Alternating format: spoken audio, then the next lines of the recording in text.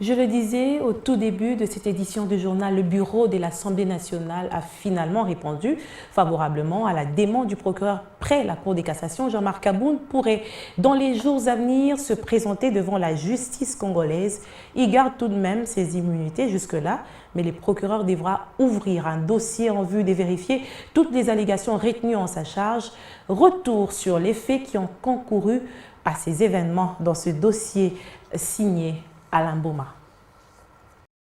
En animant sa conférence de presse dans sa résidence, Jean-Marc Aboun n'imaginait sûrement pas la suite des événements de cette manière. L'ex-président d'intérim de l'UDPS a accablé son ancien parti et le pouvoir en place des injures et diffamations.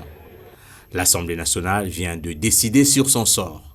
La Chambre basse du Parlement vient d'autoriser au procureur général près la Cour de cassation d'ouvrir une instruction judiciaire en son encontre. Le procureur Mumba retient à charge du tout nouveau président de l'Alliance pour le changement plusieurs griefs, notamment injures publiques, imputations dommageables, outrage au chef de l'État et propagation des faux bruits.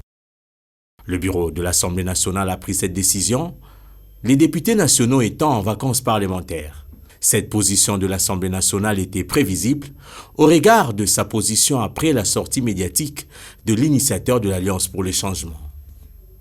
En une semaine, la succession des événements pourrait conduire Jean-Marc Aboun de sa somptueuse villa de Kingabwa dans la commune de Limete vers une cellule de la prison de Makala.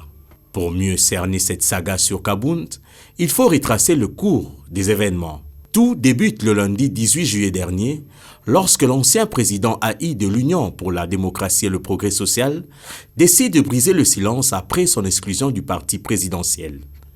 Une sortie médiatique où l'ancien premier vice-président de l'Assemblée nationale ne ménage pas le président de la République et son régime.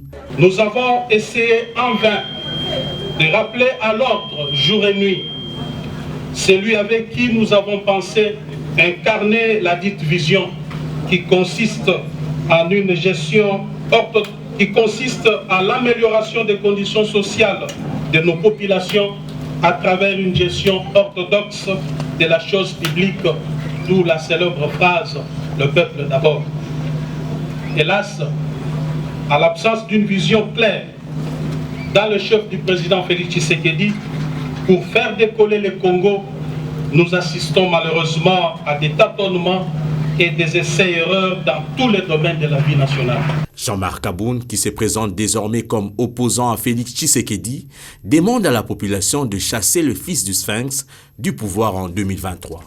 Comme il fallait s'y attendre, les réactions n'ont pas tardé. Au parti présidentiel, l'on traite Jean-Marc Aboun de menteur.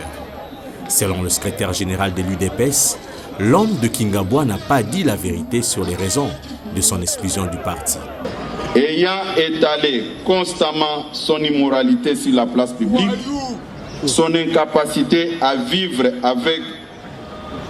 dans la société des personnes civilisées et son refus de se soumettre aux valeurs de la social-démocratie, l'UDPS avait choisi de chasser Sir Jean-Marc Aboun de ses rangs pour préserver les acquis de sa vie. L'entrée de la Chambre basse du Parlement dans ce débat d'aucuns qualifié de privé n'amènera point d'accalmie.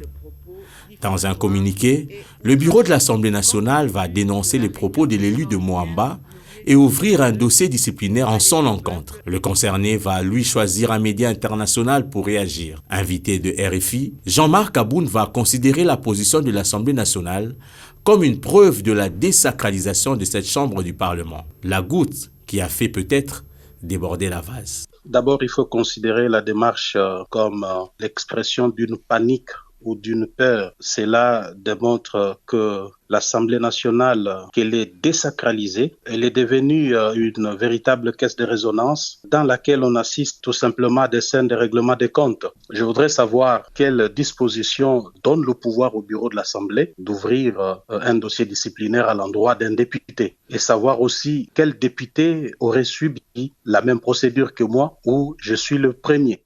Faire taire Jean-Marc Aboun serait-elle une bonne décision ou clouera-t-elle le régime en place qui, selon certains observateurs, ne se crée que d'ennemis en interne depuis son avènement au pouvoir?